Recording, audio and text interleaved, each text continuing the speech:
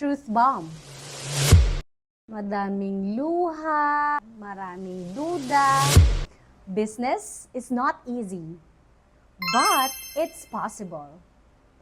Truth bomb. Business is not glamorous all the time. Madaming luha, maraming duda. Minsan hindi mo na alam kung bakit mo pang ginagawa. Sa sobrang daming challenges, pressure, and expectations, but here's what I realized. You don't have everything to start. Ito ang 3 bagay na kailangan mong i-consider before ka mag-start ng iyong negosyo.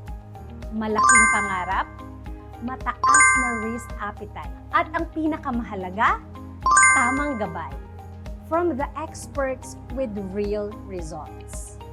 If you want this video, follow for more.